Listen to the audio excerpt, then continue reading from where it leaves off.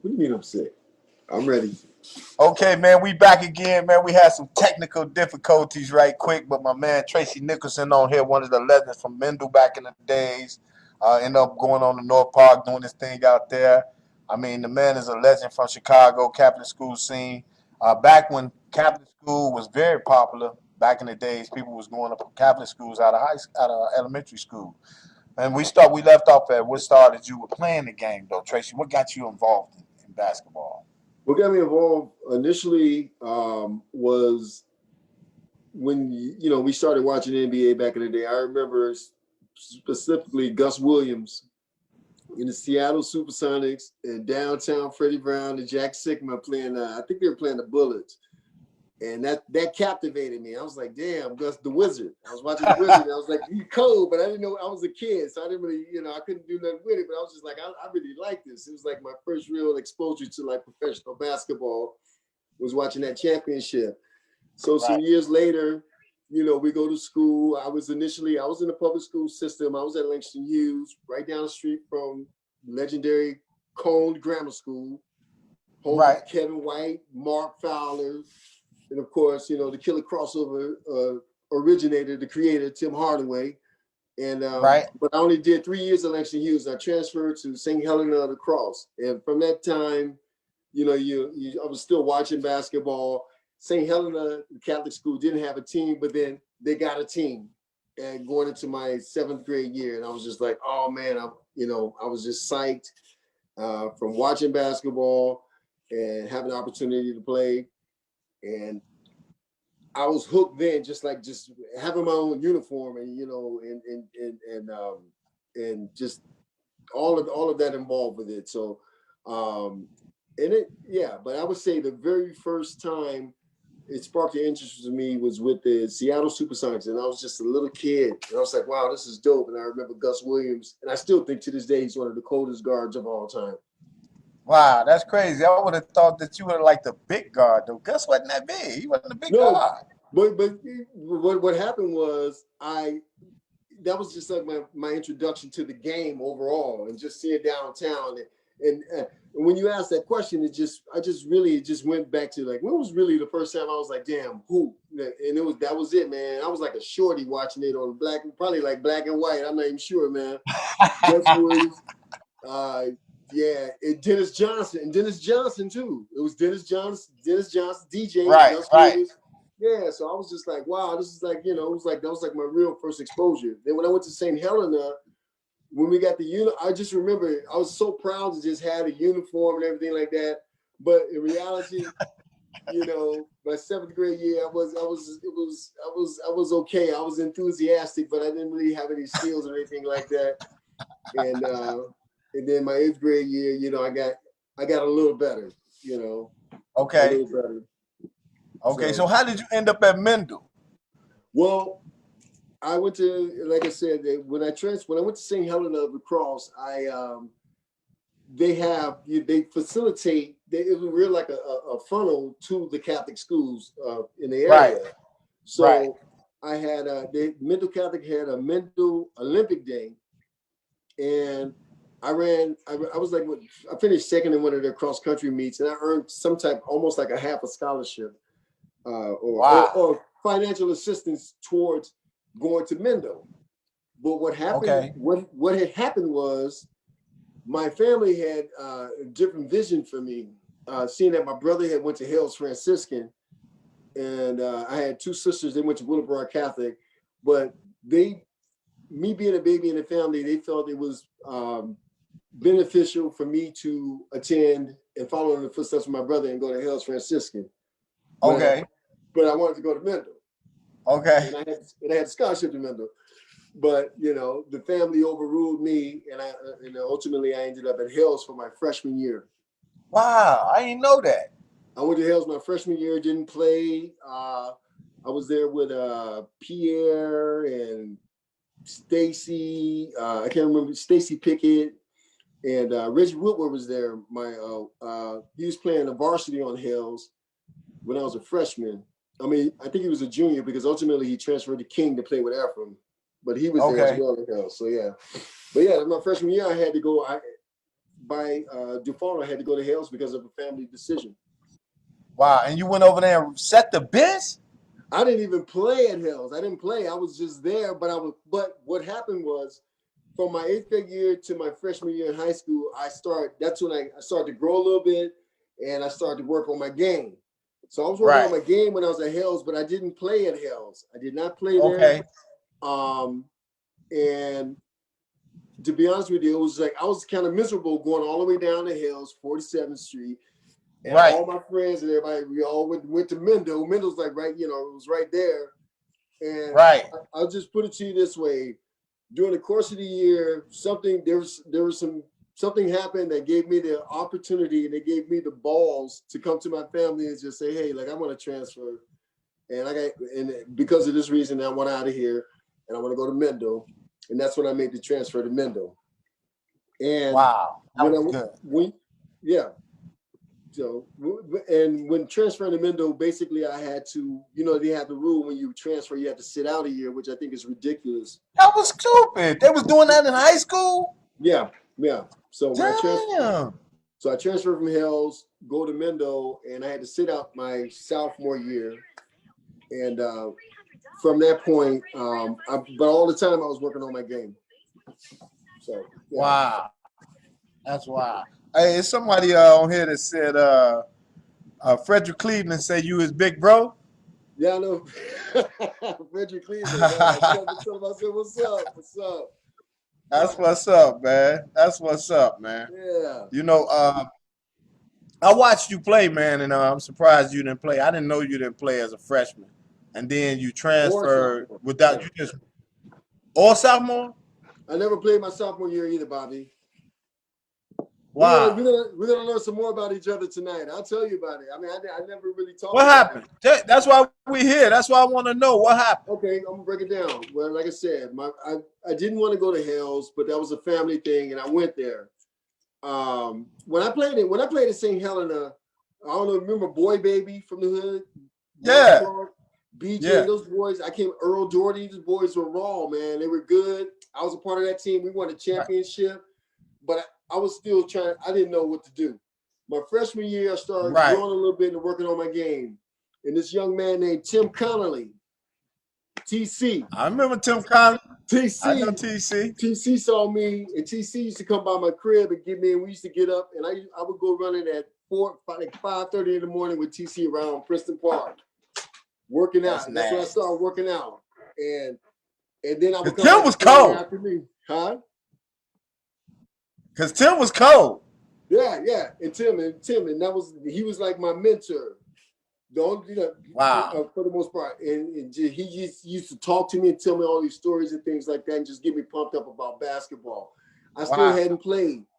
Now, when I transferred from Hales and got to Mendel, something changed. When you walk in the Mendel gymnasium, I just felt like, okay, I'm at home, even though I hadn't played for Mendel. So I started playing during lunchtime and the intramurals and things like that. And I started like dunking on people and kind of like, it was like, this is not a lunchtime basketball player. And then the word got out the flats, and I was like, this is this guy you need to come see playing at lunchtime at Mendel. And that's when Mandarino and them eventually they came around and saw me my sophomore year at Mendel's, gymnasium at lunchtime, kind of like getting busy. And they were like, well, then they started talking to me. And I was like, all right, cool. I'm like, yeah, all right, this is what I want. I wanted to be at Mendel. I saw Banks in Hampton the year before. And I was like, yeah, this is where I need to be.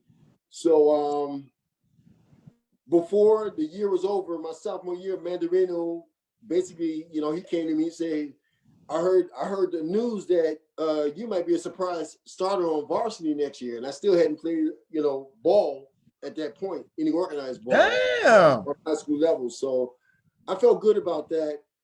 And, I love Mandy. And, you remember Mandarino. Mandarino brought me to Mendel. That's how I ended up at Mendel. Yeah, Mandy's cool, man. So, and that just gave me more confidence, man. And I just worked out more. Like literally I was getting up running in the morning with any young athletes out there listening or in general, you got to put the work in. When you put the work in, you will see that separation. and I started to see Right. that separation. I was running before people were getting up. Now I was playing in the afternoons, and now I was shooting at night, running suicides with TC Right. at night. And my game Wow. just kind of like came together like that. And yeah, man. And then junior year came around, and it was like, hey, I was a surprise starter on varsity. Wow, man. You know, Wow. I think I was a freshman there in '83. So you was a junior there that I was year, a right? junior. Yeah, that was my first Right. time playing organized ball on a high school level. Wow, man. I did not know that, man. I Yeah. thought you had the keys to the car at Mendel all along. Nope. Okay. I Wow, should have had. cause I wanted to have it visualize it, but you know how things happen in life.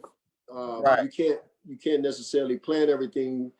But I was satisfied and very grateful to be in the position I was in at that time. But what people don't understand, and some people do from the old school, Mendel was loaded, bro, Yeah, with talent. there's a lot of talent out there. You had You Soterio were Harris. You you say were what there. now?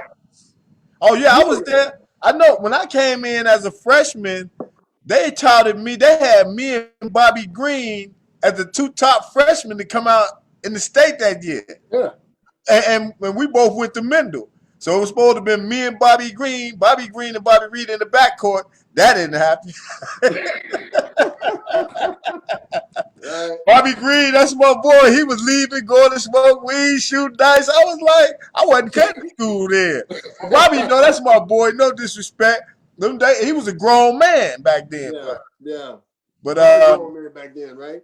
yeah. But then you had who was that? Maurice Rogers, right? Wasn't he the man over Yeah. there at that Yeah. time? Maurice Rogers, Big Connie, man. When I like my junior year, Soterio Harris, Mark Dunn.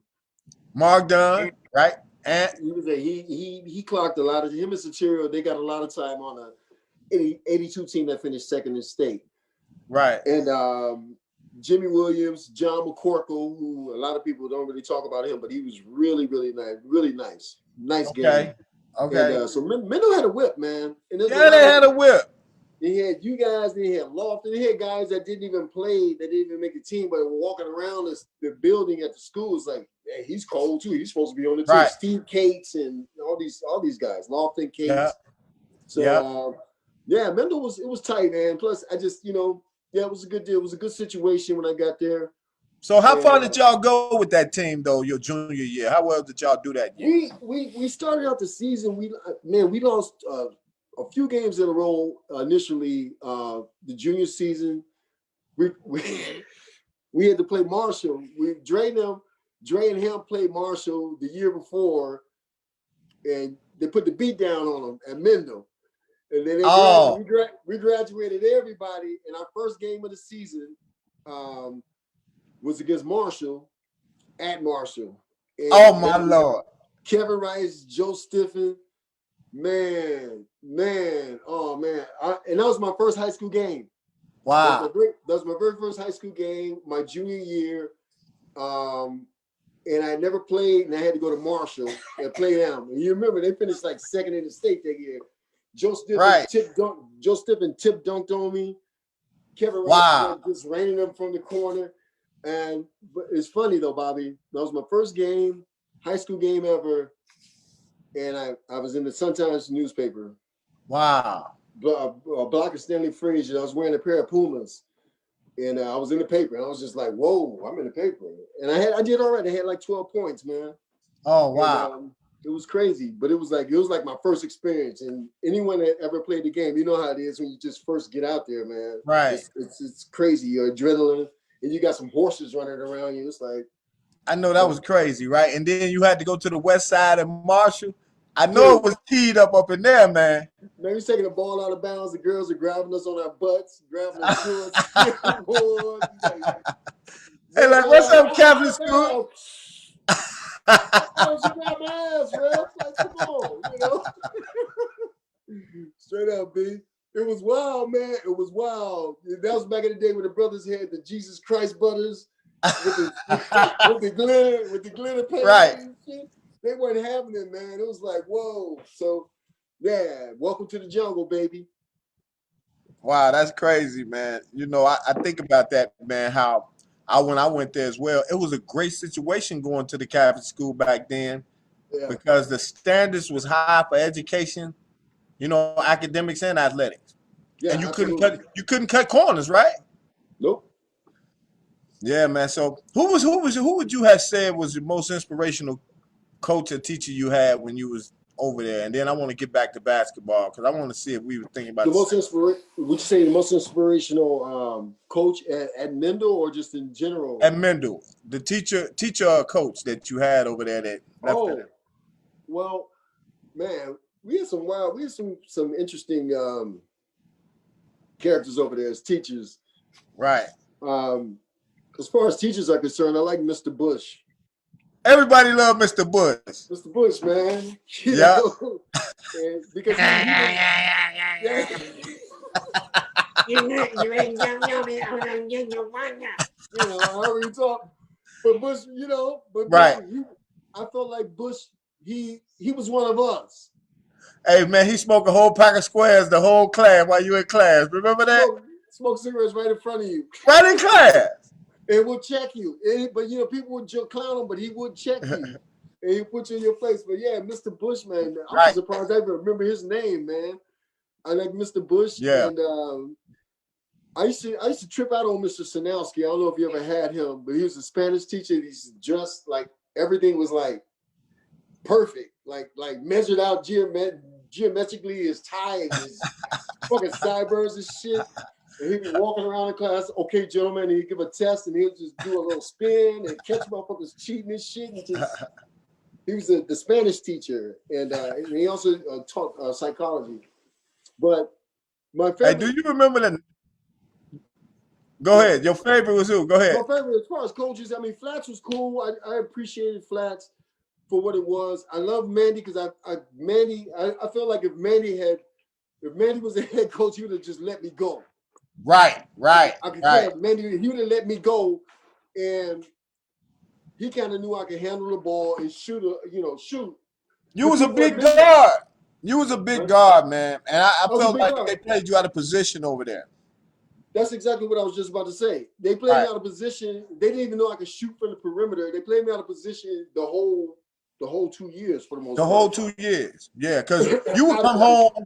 You would come home to the park on 99th and be out there baking mugs. I mean, freak style, like ugly, long jumpers and shit. With Terry Cummings and them out there giving them boys work, like for real. So, and then when I saw you playing high school, I was like, damn, they kind of got him playing a big. Yeah. No, but our center got hurt. Conrad got hurt. He went down. The people we had at the time that were bigger than me, they couldn't quite handle it down there. Right. So I had to go down there and handle things because we were like ranked preseason. We were ranked like 6th in the city. Oh, wow. So we were like trying to keep our ranking. I had to do what I had to do just to make sure we were going to win games and sacrifice like me not being out on the wing or doing what I normally would do. Right. And which can hurt your recruiting as a player, right, for colleges and things of that nature, which it did. Right. People didn't know I could shoot. I mean, I was a shooter. Right. But you got a chance to go to some very distinguished camps back then. I remember you go to AFB camp and all those ABC camps and all of that. I got invited to BC All-American camp in Rensselaer, Indiana, and that experience from after playing my one junior year.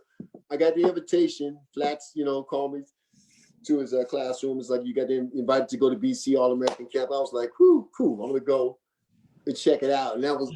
Who was there? What year was that? Who was there? Danny Manning. Danny Manning was the #1 player in the nation that year. Damn, dude, it was like Gary Grant was there. I saw Gary Grant. Tim Banks saw Gary Grant up close and personal. And they were going at it at camp. It was Gary Grant, Danny Manning. There were several other players that the names escape me right now, but the camp was those are the two big ones I remember. Gary Grant, the general from Michigan, the point guard. Right. He was out there. That was 1984. Yeah, going into 1984. That camp. That was the year. That was the year, in my opinion, Simeon had the best team that ever came through there. That team was ridiculous, man. They were hard. They only lost one game. Huh?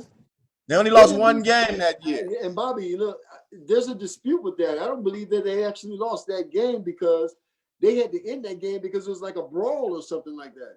Right, And they had to run right, off the court. They had to run right, off the court. So right, right, right. So I yeah, remember that, man. yeah, and man, you know, I have to give big ups to Tim Bankston because during that year he played out his mind Tim, I always say this. You're exactly right. Tim is one of the most underrated guards um, in the ever. city to me. And Yeah, he was down. He was at BC camp with me too. Tim was down there. I just told you that. Yeah, he was out right. there tingling with Gary Grant. It was like, whoa. It was interesting. And another thing about that camp, Larry Bird was one of the counselors. Larry Bird was there. I want to say, what's his name? Benny Anders from Houston and Akeem Olajuwon. Wow. I got to meet them when I was at camp, and I was like, whoa. And I remember looking at them, and I was just like, from afar, and I saw Bird standing next to Hakeem, and they looked like they were the same size. I walked up on them. They're pretty much the same height, man. Larry Bird was like 6'10". That's the point of the moral of the story. Bird was like 6'10", 6'11", or some shit like that. He was big, man. He was big, dude. He was big. And for anybody out there talking about Bird and how he could shoot, Bird put on a shooting and I think Isaiah was there too. Bird put on a shooting exhibition I've never seen before, duplicated in my life. He started shooting around the free throw line. He was missing with all the campers surrounding him on the basketball court. He started shooting. He was missing. Everybody was like, oh. He was missing. He stepped out by the top of the key, and he from that point, he hit about 15 in a row, and he kept stepping back, and he stepped back about 10 feet behind the three-point line, and he was just draining nothing but net. And he hit about, I would say, about 20 in a row. 20 in a row. I've never seen nothing like it before. That was at camp. That was at camp in BC in Rensselaer, Indiana. Larry Bird, and he was as Wow. tall as Hakeem Olajuwon. Wow. Wow. And big. You know, it's crazy, man, because we see those guys on TV, but we don't realize how tall they are. Dude. Like Aaron Gordon, no, what's that kid's name that played at Houston that shoots all the jump shots that from here? I forget his name. Gordon, right? From Houston? That play at Houston right now. Gordon shoots the jump. Well, I saw him in Florida, man. This dude is like 6'5". I thought he was like 6'2", man. This dude. No, he was 6'2", yeah. Bobby, that's what I wanted to ask you. I saw you on you said that Nick was 6'4", 6'5". Dude, Nick Anderson's like 6'6". No. I thought you said no. Mario said he was 6'8", and I was like, no. He's not 6'8", but he's like 6'6". I said he's 6'6". He's 6'5", 6'6", strong. He's like 6'6". I think he's 6'6", solid 6'6", maybe 6'7". He's wide. Nick, he was wow, strong. Right. It's crazy, man, because during that time, you know, it's crazy. I was talking to Marcus about this the other day. You don't see a lot of skilled players like you used to. You know, you don't see them, man, where they can do everything. Yeah. Like, they not just out there waiting on the rock. They filling those voids out there, you know, the complete game. They're not standing around, you know, the fluidity of the game. What do you attribute that to? I attribute it, you mean, in regards to not seeing that as much anymore. I think I made mention of it earlier because some people have been egging me on social media, but the NBA caved in. The NBA caved in shortly right after the whole Piston era with the Jordan and the Bulls and everything like that. They started to cave in, and to some voices out there saying, "Oh, the game's too violent. It's too physical. It's too this. It's too that." And then they started listening to some other special interest groups out there that wanted more excitement and fireworks in our game, hoop, which we equate. If you remember, Bobby, a lot of people equate it's a spiritual thing if you're a baller. You can equate life to basketball, to every position, the point, the small, the power, the center. You know what I mean? And it was specialists. Exactly. And so what happened, Bobby, by the higher ups in the NBA caving in and listening to all of this stuff, and I'm giving you just kind of like a roundabout way of what happened, they started making rules to artificially excite and stimulate the masses for all the wrong reasons, and the game suffered because of it. And when the game suffer, the players suffer. Okay, Right. they're gonna suffer by not having those skills. What good is a 6'9", 6'10", 6'11", 7-foot person if they can shoot threes all day long, but don't know how to get down there and get dirty and rebound? You're right. You're I right. mean, it don't make any And sense to me. also, I would attribute the new brand of basketball to a lot of the injuries that these guys are sustaining because they playing at a fanatic pace, which means you're Yeah, putting your body through more physical endurance than the game of the past. but So but Bobby, how would you say now? And I wasn't like I said, I'm just bringing myself back to the game because I got just to the point where it's almost disgusting to the point where I just like I couldn't deal with it. They're getting injured more, but they have the technology and wherewithal. Whereas this is the best time for them they can take care of their bodies. They have all of these, all the medicine and the advancements and everything right, to keep their bodies healthy. But that being said, they're still running themselves ragged to shoot they them are. threes. Wow, I mean, it's wow. crazy, man. I mean, honestly, I can't watch the NBA like I used to. I don't run to the TV to watch games anymore. I don't. I can't watch a full NBA game half the time. Matter of I, fact, that goes for a lot of basketball for that matter. I can't watch it like I used to because I don't see the specialists in it anymore. It's right, just one way. It's all threes all night long. all I was threes all just night long. I was just watching. They just did a special on Kobe Bryant, and I just the footwork, the tacticianing. Yeah, you know what I'm saying. Just all the things that he did to keep Mike's game and that game around is gone. It's gone. And you just said something funny. You said the footwork and everything like that. Think about that. Everything that Elijah Wan, who I think had the second best footwork of all time, the person I believe had the best fundamental footwork of all time was Michael Jordan. Right. I put it 1A and Elijah Wan 1B. And Kobe emulated Mike. Okay. One, What about Kevin McHale? What Oh, about and Kevin Kevin, McHale? I You was got gonna to say throw the him in torture there. chamber, Kevin McHale, the torture chamber, Right. and Kevin McHale. Okay. Those four, and Moses Malone. I gotta put Moses in there because Moses school. And you got to put the captain in there, Lou Alcindor. And you gotta put the captain in there. So and guess what? And it goes on, it goes on, and it goes on, and it goes Right. on. Right. Fundamentally Okay. sound players. But see, listen, you living in. You just said this, Bobby. You said the fundamentals. When I look at the game, I see people taking 3 and 4 steps to shoot a jump shot. Excuse my Right. language, but that's some bitch shit. Can you imagine somebody doing that shit at our park, at Preston Park, taking 4 steps and then a step back and shoot a J? And talk about Hey what's man. good? Hey man, the kids, man, they doing that now, man. It's crazy. It's evolution, man. I guess we just gotta roll with it. That's devolution, if that's a word. That's not evolution. That's not evolving. That's not evolving into anything. Just like with music. Just like with music. That's what my girl said. Just like with music. I made the analogy of today's NBA being the equivalent of hip hop music. It's the Right. same thing. It's a bunch of bullshit with a few ultra stars. You got your Right. stars. You got LeBron. You got Durant. Right. That are special. They're special. Steph Curry, I'm not really prepared to. He's great. He's great. I'm not gonna say he's special in my book Right. because I see a lot of those things changing if you put that hand check on these players. Right. You put a little physicality on them. Someone said today earlier that being physical. You tell me what you think, Bobby. Someone said that if someone's playing you physical, it doesn't affect it. It has no effect on your game. Now, me personally, I know if you get physical, I've seen people get physical up and out the game, out the Right. tournament. Right. These kids nowadays, they don't understand it. They be ready to fight. Yeah, They'll be ready to fight, man, from the stuff that we grew up the way that we played. And you know what? exactly. In their defense, I think about Bill Russell telling Michael Jordan he grew up in the softer league than he did. You know what I'm Yeah, saying? So Right. because of the thing he had to endure. So we gonna always, I think that argument will always be around. But I want to shift back to your high school career and talk about your senior year.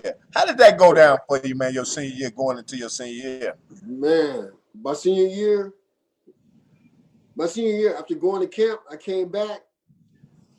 Like Bobby, like I'm sure you've experienced this, but when you surround yourself around certain things, when you're around certain things, and you're around things that are like just equal or greater than now, and just on some like elevation. Right. I came back from camp, man. No, it's like, I feel like nobody could like touch me, man. It's like I'm ready to get in the mix with. I had a target view of certain players. I wasn't thinking about the rest of the city Right. when I came back. I was thinking about the top players that I personally was like, okay, that I saw at camp and that I knew I could feel it. Like I need to get at them, or we need to get at Right. each other. That's what my Okay. mindset was. So when I came back, Ah. man, it was just like I was just like ah. I was just going on. I just came back going off Right. on everybody. I shouldn't have went down. I had to go down low. I'm like, all right, I got to go down low. I did what I had to do. Right. I Right. led the Catholic League in scoring. You led the And Catholic League in scoring that year? yeah, I was running up for the Tony Lawless Award. I felt like I should have won the Tony Lawless Award. They gave it to this guy from Loyola, and I was really disappointed about that. And the Tony Lawless Award, the Catholic League is like that's the top award that you can get. Wow. But like I said, I came out of nowhere. That was my second year, and I don't know. I But don't you, I don't but know. you, but you, but you led the Catholic League in scoring. Was your team winning and everything better than their team in Loyola? We were shit. We were predict. Like I said, preseason we were like ranked 6th or 7th in the city or in the state. Bobby, you could go to Oh, sometimes and pull that up. We were ranked Mendel Catholic. We were ranked in the top. Like I think we were like 6 or 7, and they highlighted. Do you remember Keith Lathan? You might. I don't know if you remember Keith Lathan. Terrell Dean. mm-mm. Dean, tall Dean, 6'7". I They remember Big transferred. Dean. What Dean at nowadays? Yeah, he on the south side somewhere, man, kicking it, living a good life, doing his thing. I think he got married. I wasn't able to make that because with the whole Corona thing going on. Right. But yeah, man, we were like ranked, so we were in the mix, man. And yeah, I don't know. The Catholic League for the Catholic League, it was Mount Carmel, there was Mendel, and it was like that's what they said. Taylor Bell, you remember Taylor Bell, right? Taylor Bell. Taylor Bell, writing for the Sun Times. He's a sports Right. columnist for the Sun Times. Taylor Bell said, we played Mount Carmel like the 3rd game into the season. They said the Chicago Catholic League title will be decided tonight between Mendel and Mount Carmel. That's how it was like, Oh, because Mount Carmel had Melvin McCants and James Farr, and they had a nice crew. We were without our center. We lost that game. Everybody assumed Mount Carmel would win the Catholic League title. And that's what it was. They were like ranked in the top 10 as well. So it was, wow. yeah. Mendel, we had it Uh, going on, man. But when I came I back, know man, that was. that was it. I was ready to get down, man. I know after coming from that type of camp, being around that type of talent, man, and then experiencing that, and then coming back to school, you looking around like, man, I'm finna, man. Exactly. It's the same as like a hoop, and just like with you, like with business, when you go around these business people, the more you Right. elevate yourself, you come back, man. You just kind of like, I know you, Yeah, I man. know, Yeah. right? Yeah, Right. that's what's up, man. It's just like that So environment. let me ask you, man. You come out in 1984. Was you highly recruited? What was going on when you came out? I was recruited, and truth be told, I had offers. I had offers from some like nice schools, decent schools. Um, However, I ended up ultimately going to. I went to JUCO my Okay. first year. A special JUCO. We made it special. We made it special. But the school that I was really high on and I was gonna go to, but for other circumstances I wasn't able to attend was Indiana State. because they were on my tip. Wow. But that didn't happen. I didn't go to Indiana State. I ended up attending Kankakee Community College. Okay. So I went down to Kankakee and led my freshman year at Kankakee. I led the team in scoring down there in Kankakee, and we went to Hutch. Okay. And finished second in the nation at Hutchinson, Kansas. At Hutchinson, Kansas, with Kankakee Community College, and that was Hutch. Going down to Hutch was wild. Just the level of play and some of the players just going to like the next level without saying the fact that I didn't go ahead and go D1 and see all these players, but going to Hutchinson, Kansas was the equivalent of that, playing in that tournament. And okay. Playing against like Mitch Richmond. Seeing Mitch Richmond before anybody knew who Mitch Richmond was. Another guy. Was he that good? Was he that good back then? Mitch Richmond? Right. Yeah. I mean, he's like one of the top off guards in NBA history.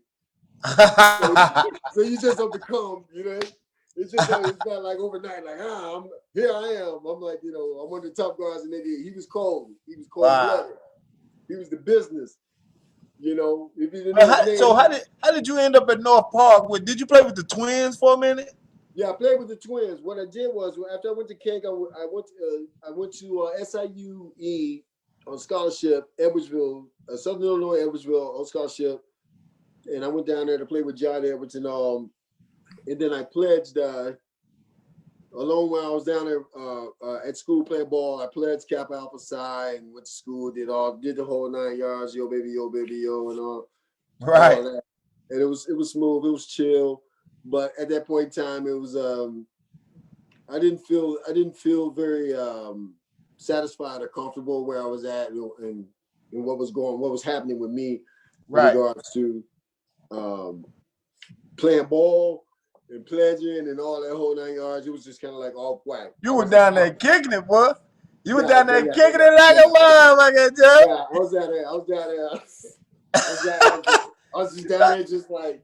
I know you, SIUE. That ain't that far from Southern and Carbondale. It was crazy, man, but I ended up. But you know what? My pledge period actually kind of screwed me up, man, because it's like we had some people get hurt online. I got pledged old school, no rules, and it cut into everything. It cut into my academics. It cut into my hoop.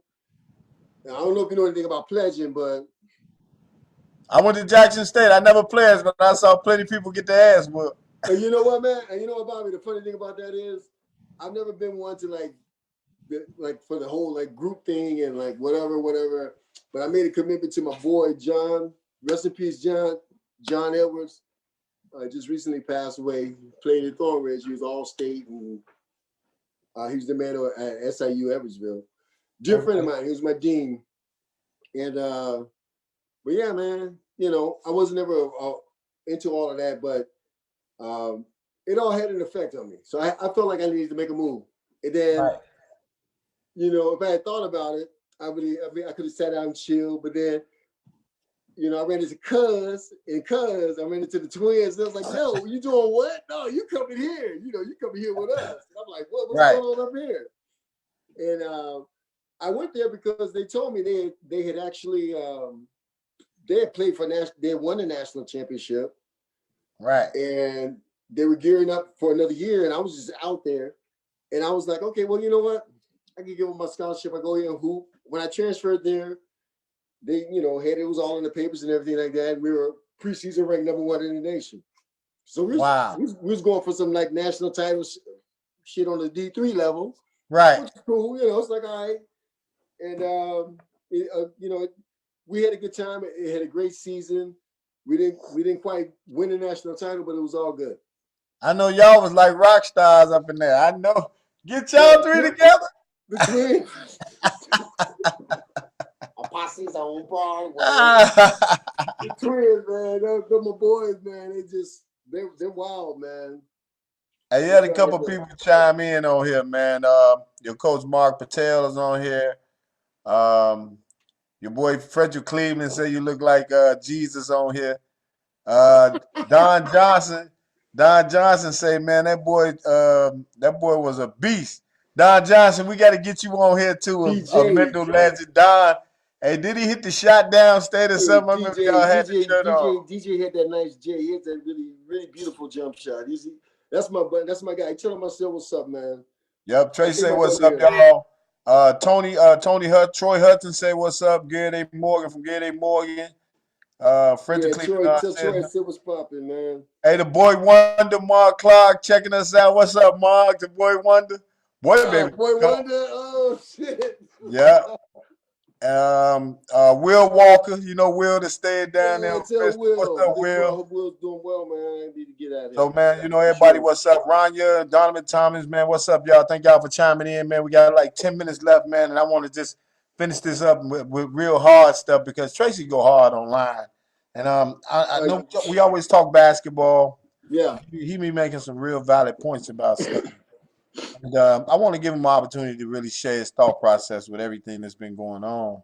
Okay. Fine. As far as with the, you know, speaking about the COVID, you had mentioned some very intricate, I mean, interesting stuff. When I mentioned that, you know, we know the COVID is real, but you said something to that degree. With what was you saying off the record? Well, I said, and I say this um,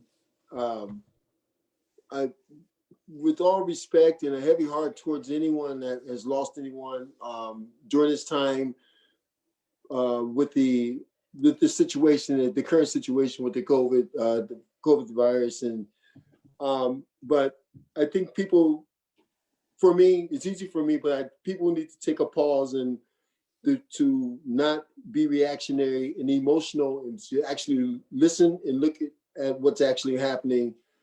At one point in time, there was a 99.97 recovery rate on a virus. That's if there's a 99.97% recovery rate on a virus, there's no need for a vaccination or a vaccine. Okay. However, some other people feel differently about that.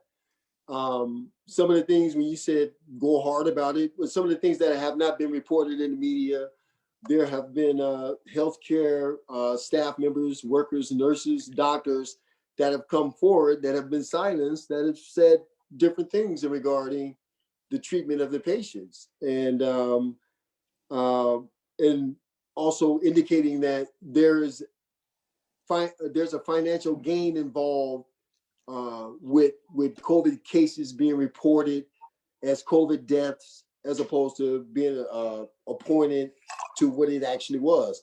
So people need to.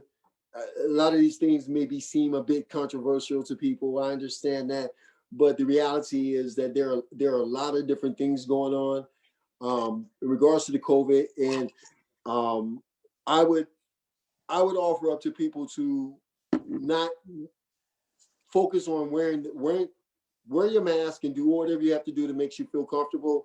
But the people that are focusing on basically telling people to wear masks and to social distance. Human beings, we don't exist and we don't flourish that way. We crave contact and interaction with one another. That is how we evolve. If you have a baby, you have to touch that baby. That baby needs to be touched. That baby needs to be cradled. That baby needs interaction. And Right. I just feel that a lot of the things that have been happening right now are totally.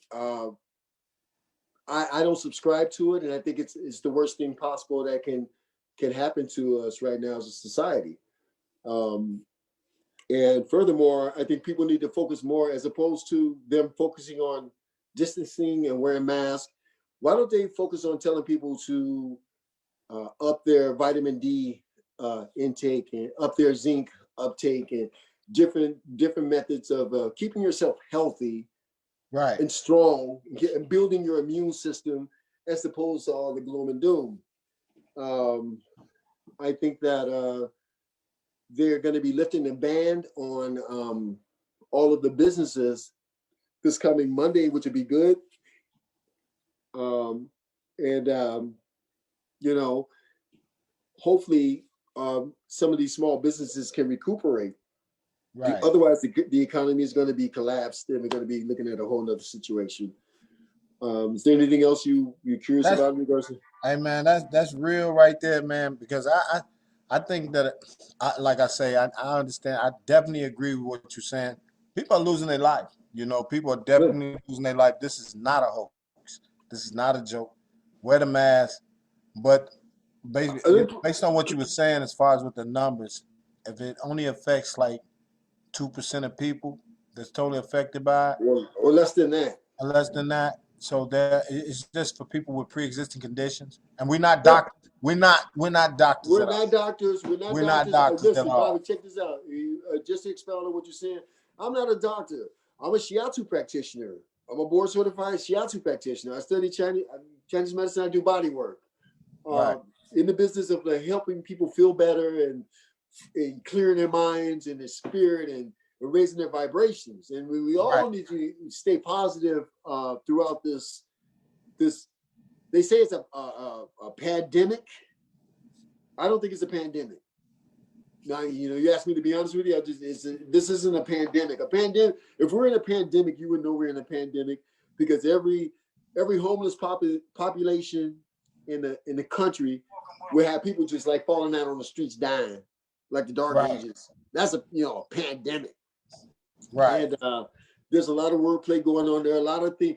There are a lot of things going on in the world that includes the corona and everything, all things involved, from the election to corona to this lady that got arrested, Ghislaine Maxwell, which no one's talking about, to everything, and right, it's a global thing.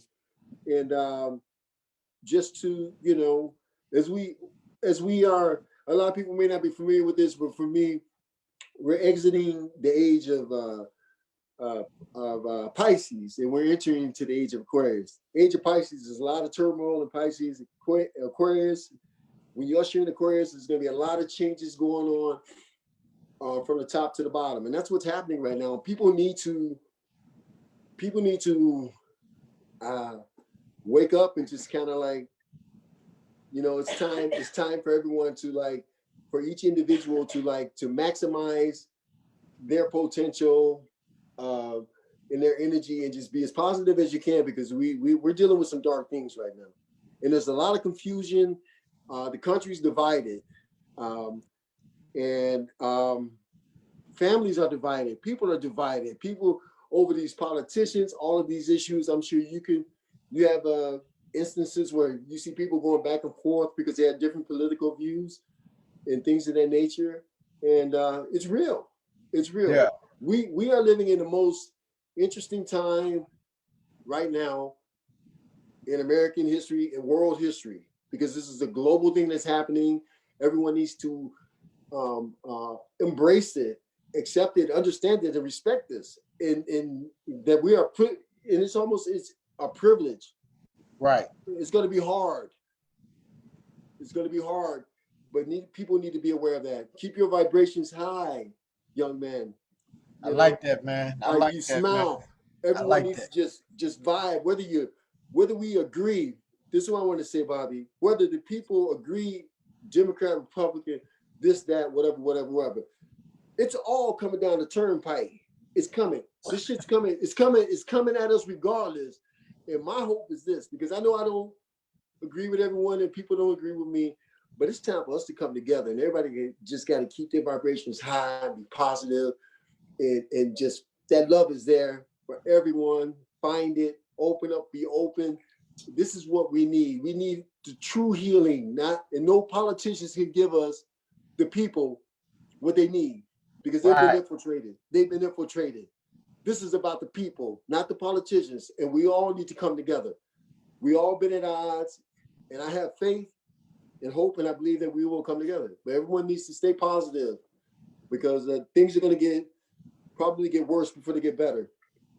Well, you had a couple of other people just hop on, man, while we was on. Um, your boy Van Velo.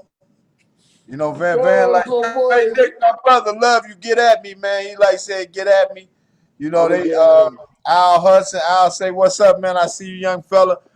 All right, Yeah. man. I want to thank y'all for tuning in because I like, I'm willing. I want people to come on, man, who necessarily not coming on the podcast. They don't usually do it, so I want to Yeah. talk to those people, man.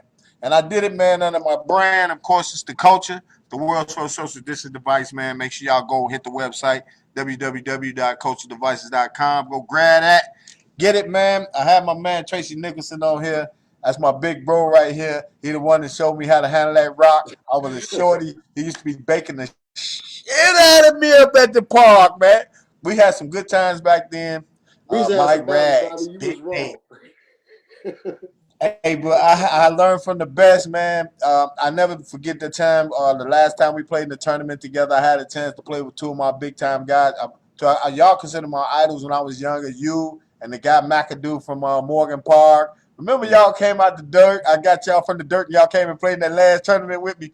I was like, man, those guys, man, I looked up to them. So thank you for that. But man, we gonna get up out of here because we got to do a Well, part two. Because I want to bring you. I told you I want to bring you. Mario, Mike Cornelius, Mark Fowler. Hey, give me Scott Fowler too. Give me Steve Rowe too.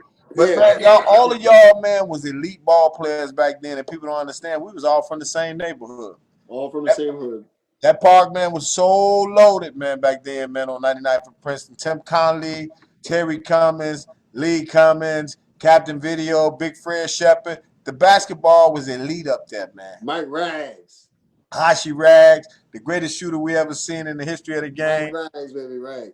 No Yeah, doubt. man. So, it's just a blessing to have you on here, bro. I know. Thank you for getting me on, Bobby, man. And I just, like I said, man, you're an inspiration. I've been watching you. I'm very proud of you. I pray for you. I see you. I feel you. And the people have seen you and feel you. Stay positive, young man. You keep smiling. When it gets you down, you just be like, it's all Jesus, baby. You just flip it back up. I'm back up. All good. Keep I it would just moving, keep man. smiling. Very That's what proud of people you, keep brother. telling me. They like, man, you just be smiling your ass off Keep on them, man. smiling. Why you be smiling so much, man? I said, Keep it because smiling, sometimes I baby. be having me a little cocktail. Exactly. No doubt, right? And it's Friday, man. So I'm on with my big bro, man, Trey Nick, man. We finna get up out of here, man. Yeah. Class of 1984.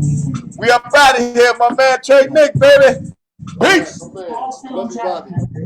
Yes, sir. Take care, brother. God bless. Hey, what you doing over there? 3 and me when it